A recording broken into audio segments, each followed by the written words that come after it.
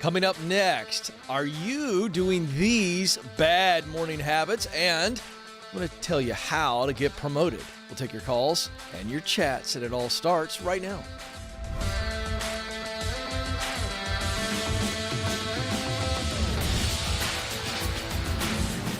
I am coming to you live from Ramsey Solutions Studios here in Nashville, and you are joining a conversation about you, who you are, what you were created to do in your work, where you can do it, where you want to do it, and then the all-important, how do you get there? We're talking about the path to meaningful work.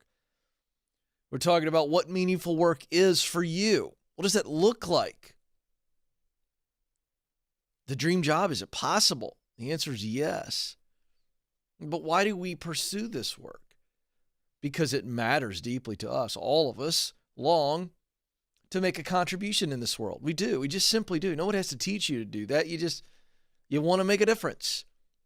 And so we're not really chasing success here or satisfaction. We're chasing the significance that you bring to this world and how others need it from you. In other words, you were created to fill a unique role in your work. You are needed. You must do it because somebody out there needs you to be the best version of you. And so success and satisfaction are byproducts of you moving towards making that significant contribution that you were put on this planet to make.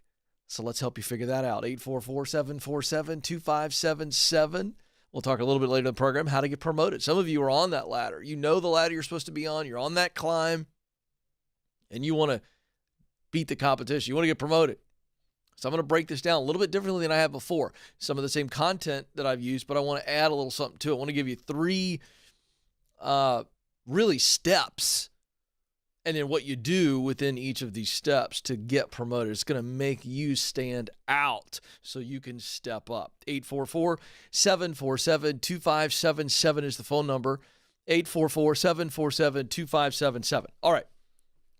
So great article I want to share briefly from Dana Brownlee. She writes this. She's a contributor for Forbes.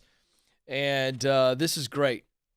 She outlines some morning habits that are really big mistakes. And boy, I went through this. I thought, ooh, I can do better here. And I want to share it with you because it's so practical. Number one, waking up to a blaring alarm and then turning on the news, either on television or on your phone, getting into social media or whatever the news is. That's the first thing. Because we all know that 99.8% of news is negative. And that's what's going to be the first thought in your head, which then turns into a feeling and an emotion that can set your whole day off on the wrong path. Number two, eating unhealthy food or nothing for breakfast. Skipping it all together. Now, there's all kinds of different approaches. There's the intermittent fasting and all that. But, you know, the point is that don't eat junk. If you got a healthy routine that doesn't include breakfast, that's your opinion. Go with that. But for many of you, eating unhealthy things that can cause crashes, energy crashes, all that kind of stuff, that's not a good way to start the day. Three, checking your email first thing in the morning. This is, you know, some of you don't go to the news, but you go to the phone for email. Again, why? Why would you don't jump into your to-do list first thing in the morning? You talk about pressure. Yikes. There's no peace. Have some peace in the morning. Number four, racing around trying to either pack the kids' lunch or pack their backpacks or pack your briefcase or whatever, packing your suitcase if you're traveling that day.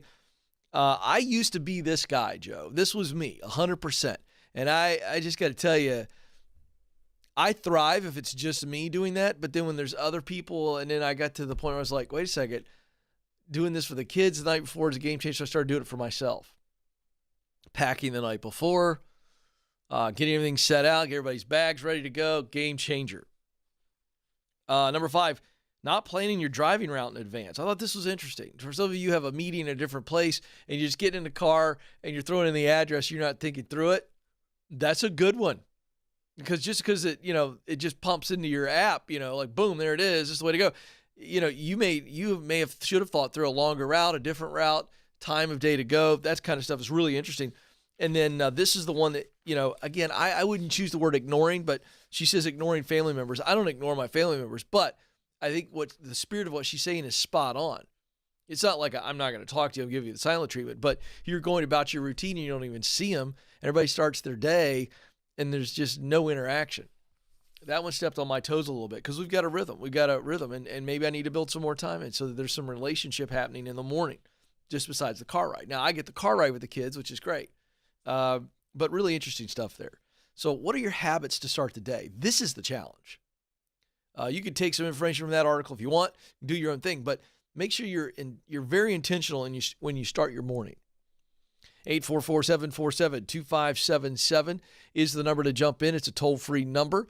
You can also email the show, ask@kencoleman.com. Reminder, the website with tons of free and resources that you can buy to speed your journey up, make it more pleasing, kencoleman.com. All right, let's go to the phone. Charlotte, North Carolina is where Jade is joining us. Jade, you're on the Ken Coleman Show. Hi, Ken. How are you? Jade, I'm living the dream. What's going on with you? I'm good. I'm excited to be on the show. I listen to the podcast a lot. Well, thank you. I'm excited to have you on. Okay, so what's going on is I was a federal agent for about 9 years. During that, I failed to report some foreign travel, which is required just due to my own negligence. And my agency they launched a whole investigation. It was supposed to take a couple months. It took a whole year to make sure I'm not a spy. I'm not, by the way. Oh, that's good to know. Because I was going to have to hang up on you. I was going to get nervous immediately. I'm not a spy. I have been to Russia, but I'm not a spy. Oh, good for you. But at the end of that, I felt they brought me back to work because there was nothing, of course. But I just felt untrusted, unvalued, beat down over it. So I resigned voluntarily and went on to work in a new industry. But now I'm applying for a job back in that original industry, and I'm wondering, is it just enough to say I resigned for that previous employment? And then I have a phone interview coming up, so I know I'm going to have to talk about this, but you know what I would do? I thought the way you said it was really great. I would polish it up just a smidge, meaning be able to say it, kind of give the whole enchilada. You gave me just a little bit of it. Right. They're going to want more. So I would just polish it up by practicing it in your head, what you're going to say. I'd even go so far as to just record yourself, just put your phone down and then just kind of talk to the wall. Listen back to it a few times, get tight on it because you don't want anything to be lost in translation. However, I think you own it. I think because they're going to find out anyway. Right. So I think you just take the elephant out of the room as soon as possible. Just go, hey, I love the work. And simply put, I resigned because it was such an emotional, it was just really tough emotionally. I was negligent. I was a doofus. I didn't report my trip to Russia, but they investigated me for a year. And I'm a patriot.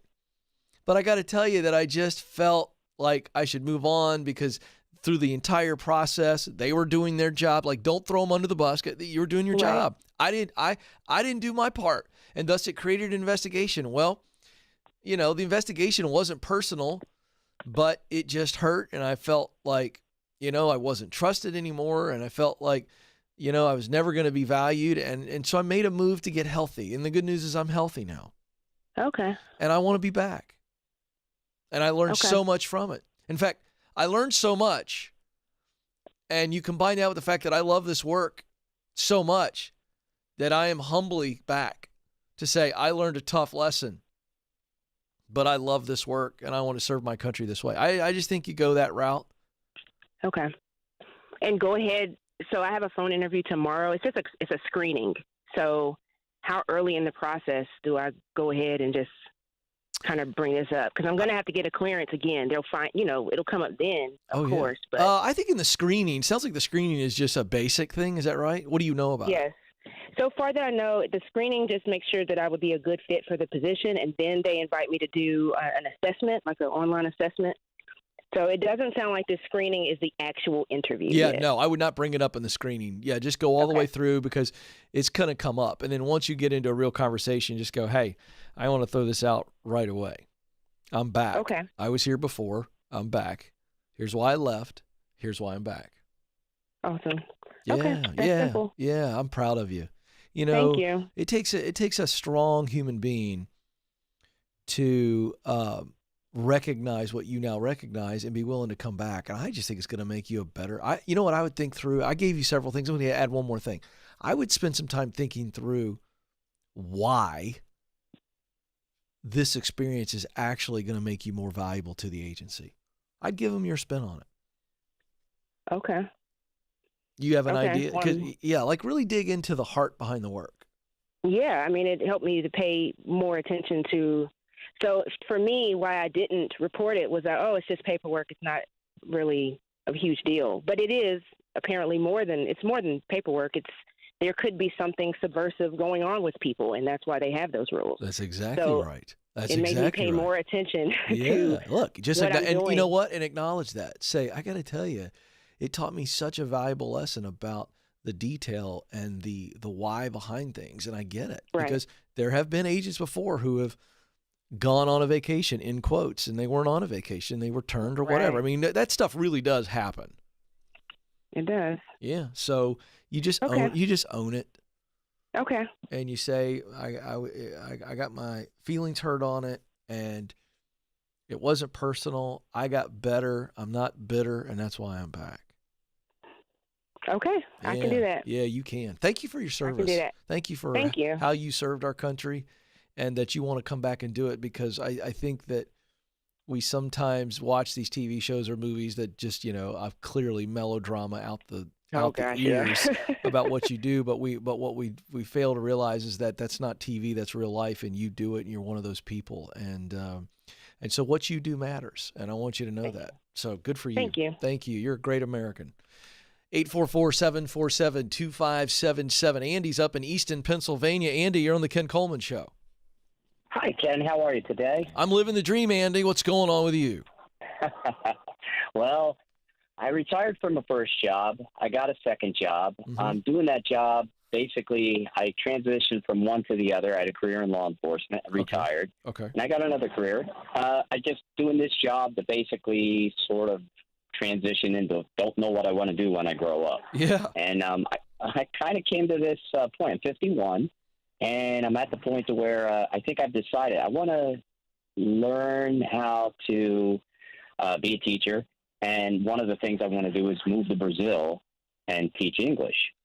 And I want to get a degree in that. And the job I'm currently in would actually pay for a degree, majority of it, while I'm working here at this job. This is kind of like a 4 or 5 year plan. I love this.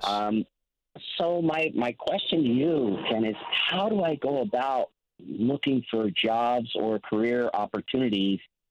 I want to be able to learn how to teach English. And I know in Brazil that's a skill that you could use in many facets down there. Yeah. Where would I go to start looking around? Well, I would start with this thing called Google. It's spelled Google.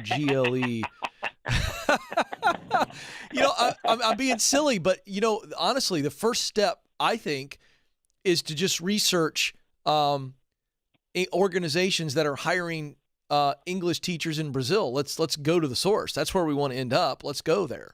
And so let's. Well, I'm kind of hoping also that maybe someone's listening and they would call in and say, "Oh yeah, you should check with this company or that company." Yeah, it's not a bad idea, but that's I'm trying to pitch myself a little bit too. Well, I'm happy. Okay, folks, if you know of a connection and how he can get started teaching English in Brazil, email the show, ask@kencoleman.com, and put in, I want to help Andy teach English in Brazil, and Madison will connect you. But, Andy, that's really not the best way to go about this, although I appreciate the effort. I love the spunk. All right, but here's the deal. There are people that are hiring people to teach English in Brazil. Who are they? Where are they? How many organizations are there? What are the job requirements? Do you need to go to college? Let's just find that out. Because here's the deal. If you do need to get a degree in teaching, so if they're requiring a degree, but presumably they're not hiring just Americans, but if they require a degree, these organizations, then you go get the degree, because your company right now is going to pay for most of it. That's a wonderful, wonderful option. But before we decide that, let's find out. And this is not difficult, but that's what I would do. I just want to do this, actually. I've never done this before on the show. I'm going to do this. This is fun. Because if this is the epiphany that hits me,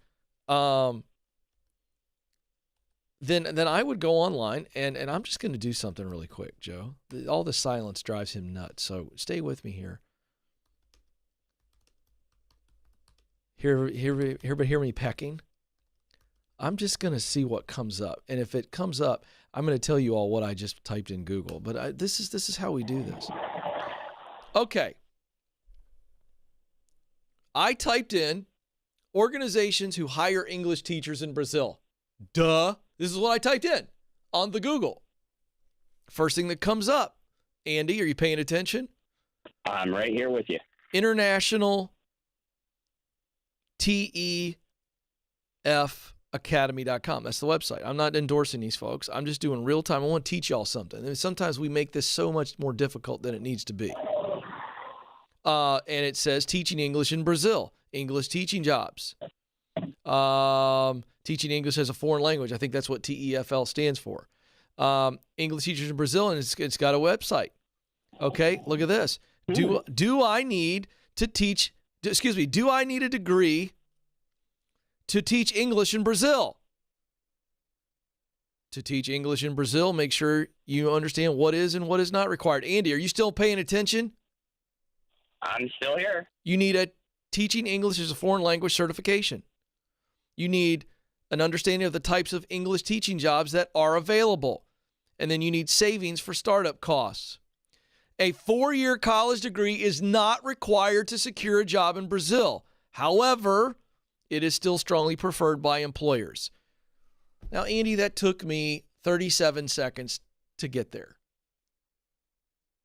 So now we know. That's now just. I know Google.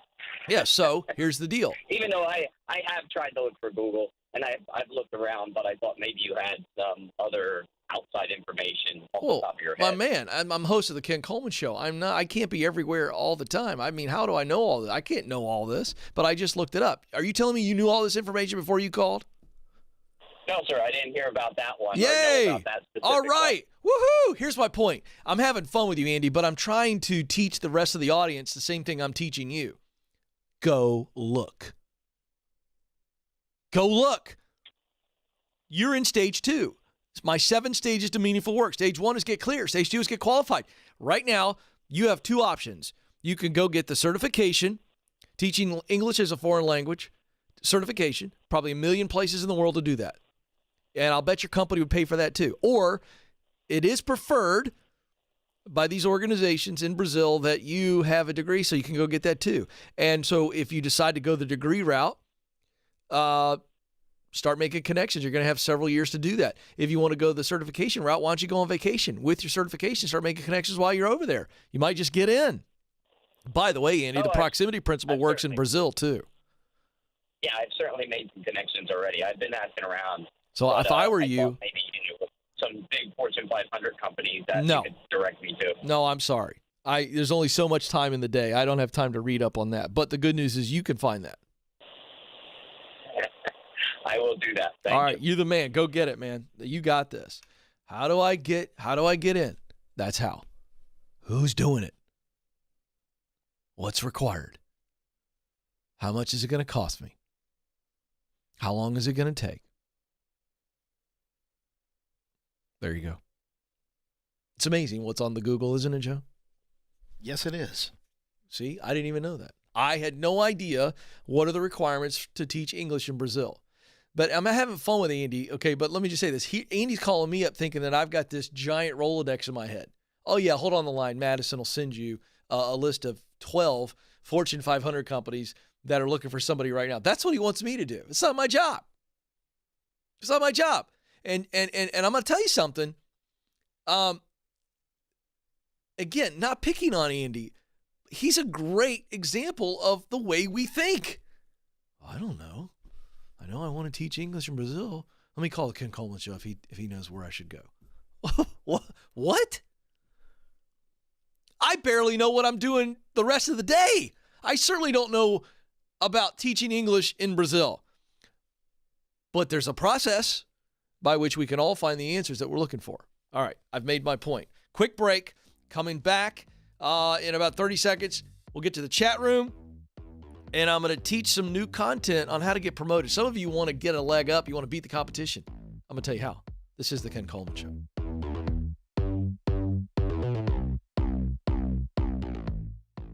We were drawn to Christian Healthcare Ministries because we both had young families and we wanted to have more children. And we had also just started a real estate company and needed to find healthcare coverage that would meet our needs. We were attracted to CHM because of its low monthly costs and the ability to negotiate medical costs down.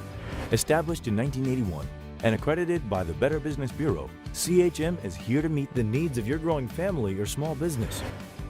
Check us out at chministries.org. We absolutely believe in it.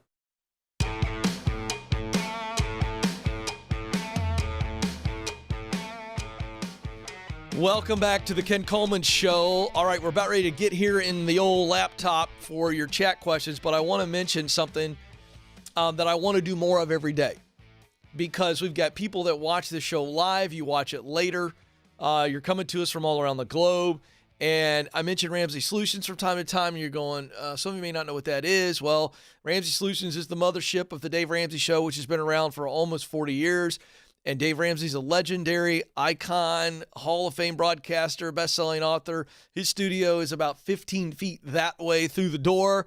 And so this company is founded upon his financial principles called the 7 baby steps. Essentially, it's the clear path to living financial like no one else, so later you can live and give like no one else, which means no debt, no credit cards. We say that kind of stuff. And we've got a plan, 7 baby steps. Baby step 1 is $1,000 in your bank account for just rainy day emergencies. Step 2, you go really hardcore, crazy, gazelle intense towards paying off your debts. We say smallest debt to largest debt to create momentum. The payment on the smallest debt when you paid off, you just roll that into the next smallest, or the next largest if you go, and you work your way up to the largest. And that's momentum. You pay everything off. Okay? It doesn't have to be the house. All right? That's down the road. But baby step 3 is now we're going to save 3 to 6 months expenses for emergency. If you were to get laid off, hello, COVID. Baby step 4, 15% of your income now to retirement. 5, saving for college. 6, pay off the house. 7, live generously. Okay. So that's the underpinning of what I talk about when I talk about getting your financial house in order. And some of you, you can still, and by the way, I make this very clear for Dave's audience that called me, can I pursue the dream? Can I walk through your 7 stages, get clear, get qualified, get connected, get started, get promoted, get the dream job, give yourself away? Can I do that while I'm paying off debt? The answer is yes. But you can't do it as fast sometimes. Can't do as much. Can't do it as well. And there's sometimes where I'll go, nope, pause. You're to a stage in my 7 stages where we can't get qualified because financially we're still in debt. So there's some that you can do. There's things you can do. But getting your financial house in order, living debt-free, can allow you to not only get to the dream faster, that meaningful work, but also expand that much better. So you can get there faster and do it on a bigger scale if your financial house in order. So if you're new to all things Ramsey, I want to make sure that you're going to Ramsey Plus just to kick the tires on what we have called the ultimate membership to get financially free. 3 pieces. Financial Peace University, which is a 9-week course. You can watch it at your own pace. It's going to teach you that process that I just walked through briefly, the baby steps. The second is the Every Dollar Budget app. There's no budget app in the world like it, on your phone, on your computer, wherever you want it. And it can connect to your bank account, you know, where the money's coming in, where it's going out. It's huge, game changer. And then once you get in those baby steps that I went through briefly just a few moments ago, we've got the Baby Steps app, which allows you to track your progress. It's a scoreboard. And for those of you that got to knock out a lot of debt, it gives you that extra focus that you need. DaveRamsey.com is the website, and you can sign up for a free trial. I believe it's 90 days. And kick the tires, try it out. And I think it's a game changer. And it is, you got to have your financial house in order to really get where you want to go and in your pursuit of purpose in your work. So it's a combination. And I can help you with the money questions. For those of you who watch this program, you're going, hey, what do I do here? How's this going to affect my journey to the dream job. 844-747-2577. To the chat room we go. Phil writes in, Ken, I'm struggling with balancing my work life with my family. I can't seem to unplug. Well, we need to get to the source of why. There is, in my opinion, there's fear driving that. I just there's no way around that it's not fear. When somebody says I can't unplug, well, first of all, you're wrong. You can. It's almost like, Joe, it'd be fun if I could just beam myself into Phil's house, 7:30 tonight. Wife and kids are doing their routine. He's over there deep in the laptop. I just walk up to him. He doesn't even know what hit him. I grab his laptop and I take it. Boom, I'm gone. Poof. Wait. And just watch him have to function. And it's in those moments, as silly as that little example is, where you go, life is actually going to continue if I don't send these 7 emails tonight. In fact, not only is it going to continue, it's already happening anyway. And you are in a hole. You're in this self-absorbed space that you can't turn the work off. It's self-absorption is what it is. And fear is driving that. Fear that you're not going to get the promotion. Fear that you might lose your job. I mean, fear that you have no value with your family. So you'd rather just kind of come over here. Fear that my family doesn't want to spend time with me. I don't know. This is one of those where I'd love Phil to call me. Now, this is the type of call where if you're brave enough, and we could change your name, by the way, and location. If you want to get nitty gritty, I'll get nitty gritty with you on this. There is a fear or 2 or 3 that's driving this. I can't seem to unplug. And that's dangerous. I'm all for doing work you're created to do and feeling that pleasure in that work. But I love what I do. I was on the air for 5 straight hours yesterday. Did this program for 2 hours, then went next door after a quick pit stop and was on for 3 more hours with Dave Ramsey. Now, I'm going to tell you something, Joe. You know this. I'm brain dead.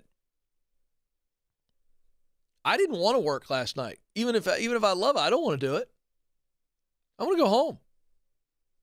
Have a glass of red wine, have a smoke. Cigar out on the front porch. That, to me, I'm unplugged. It doesn't get any more unplugged than that. By the way, for those of you who enjoy a good cigar, which I do, Madison loves the red water. She loves the wine. I'm not a fan of dessert wine in general. You're not either? Okay. Stacy loves it. It's too sweet. It is. It's thick. Ugh. I know. However, she had a dessert wine bottle open, and I'd seen it. I'm like, I'm not going to do that. But I really wanted to just relax with a cigar. It allows me to think, and kids were doing homework. So I just stepped out real quick, about 15, 20 minutes, and just chill time. It was night. It wasn't too cold yet. And I got the thought, I'm going to try the dessert wine with the cigar. And I did. And I got to tell you, very nice. Because what you've got is you've got the cigar, the flavor there, and then the sweet. So, Madison, I'm not saying you should try cigars, but I do think that that's a nice combo. For those of you out there, guys, you like a good Stogue, which I do, try the dessert wine with it. Not bad. And that's a classic traditional thing anyway with a port. I know.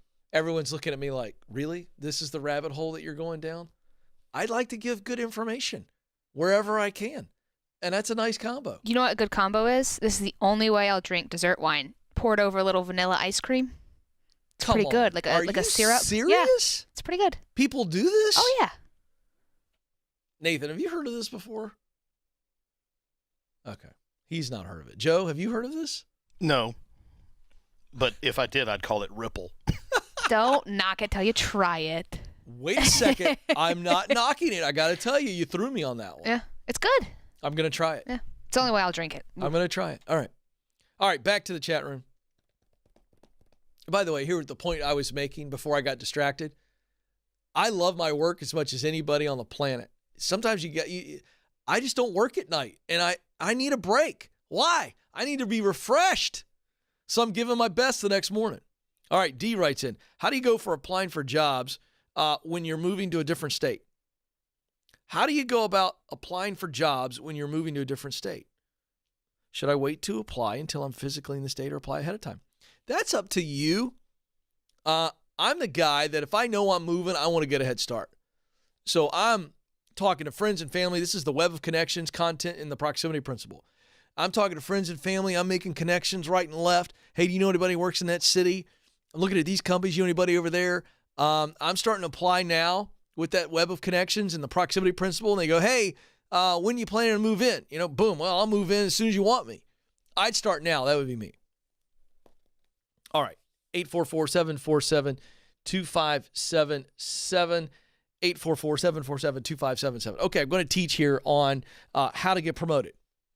Now, I've talked about the 3 things you need to do and the 5 qualities you need to develop to get promoted. And I'm going to remind you of that content. But I want YouTube to be able to get this. This is the game changer. There's three things here I want you to think about. If you're sitting there going, Ken, I want to get promoted. I haven't gotten promoted. I feel like I should be promoted, or I'm ready to start kind of going towards that. What do I do? Here you go. Ready? Number 1, are we putting this on the lower third? Okay, great. Number 1, you got to want it. Now, let's just unpack that very briefly. What does that mean, you got to want it? If you want to get promoted, you've got to say, I'm willing to put myself out there because I might face rejection and that's going to sting. And you will realize that. And if you don't want it bad enough, the possibility of failure or rejection, whatever you want to call it, will keep you from going for it. I'm just telling you. So you got to want it. I mean, you got to see a future, a desirable future that you long for. I mean, we're talking heart level stuff. If you want to get promoted bad enough, then you'll do the rest of these things. But if you don't want it, if you don't see a desired future attached to this promotion, you won't go for it. So you got to ask yourself, how bad do I want it? And this would be the example. When you ask yourself that question, do you say, that'd be nice? Or do you say, I don't really care? Or is it, oh yeah, I want this. I want this. And it better register like that. And if it doesn't, hold off, because I don't think your heart's really in it. All right, number 2, you got to earn it. First is you got to want it, and then it's you got to earn it. Now, what is that? Now, this is where the 3 things that you have to do, the actions you must take. That's know your role, clarity. That means you really know what your leader and your teammate expects of you, your teammates. What's the organization say is a win? So that's knowing your role. That's clarity. Number 2, accept your role. That's attitude. Have a good attitude. Don't be walking around going, I'm just doing this until I get a chance at a promotion. No, that is not going to work. Have a great attitude. Appreciate the opportunity that you're in now, which could set you up for the next. And then 3, maximize your role. This is going way beyond what is expected of you. People need to feel like you own the company, not because of the way you act, but because of the results you deliver. You're staying early, you're coming in early, you're staying late, you're picking up trash, you're doing whatever. People go, man, do you actually own the company? You care this deeply about this? That's what you want people saying. That's maximizing your role. And then there's the 5 qualities you need to develop. Number 1, are you likable? Work on being likable. Just general all around likability. Number 2, of the 5 qualities, are you coachable? Do you accept instruction and correction well? You got to learn how to do that, because you will need to be instructed and you will need to be corrected. Do you receive it well, or do you act like it's the Grand Inquisition and you get your feelings hurt and you go play Eeyore the rest of the day? 3rd quality you need to develop. Are you reliable? Are you a man or woman of your word? Do you show up when they expect you to show up? Do you do what you're going to say you're going to do? 4th, are you adaptable? This is a biggie. People that get promoted are people that are adaptable. They're okay with change. They just deal with change when it comes at them. They don't get grumpy about it. They don't get scared. They just get busy. Are you adaptable? And finally, are you honorable? This is just about ethics, integrity, the way you approach your work. Are you an honorable person? You develop those 5 qualities. And by the way, if you feel like you're a 1 on all those, and I don't believe that for anybody, but you can become a 10 on all of those. So that's how you earn it. You become promotable because of the things you do and the way you are. That's what I just laid out for you. Then finally, you gotta share it. See, once you have earned it, then you start telling people, hey, I want to step up. I want more. Here's where people mix it up, Joe and Madison. Most people do, okay, you got to want it, and then you got to share it, and they think that's it. Whoa. You got to earn it first. You got to earn it to the degree that people go, they're already coming to you before you share it. But then when you share that you want to be promoted, you're sharing from a place of tremendous credibility because you've earned it. People go, yeah, that makes total sense. We've already been thinking about you as being promotable. So those are the 3 steps. You got to want it, you got to earn it, and you got to share it. You got to tell people. Don't be ashamed, because if you've earned it, there's no reason for you to tiptoe around it. Say, hey, I want more. I want to do more.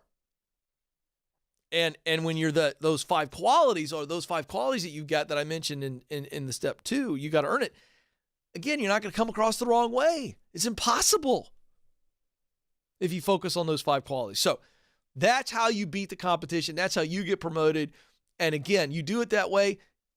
You don't have to share it a lot. When you share it, it's more about people going, oh, they're ready. Because they were already thinking that you should be promoted. They're already thinking that they should promote you. That's how you keep moving up the ladder, folks. That's the secret sauce. All right. Unfortunately, my time is almost up, but before I let you go, I want you to know that you matter and you do have what it takes. Thank you for joining us. Until next time, this is the Ken Coleman Show. Press on.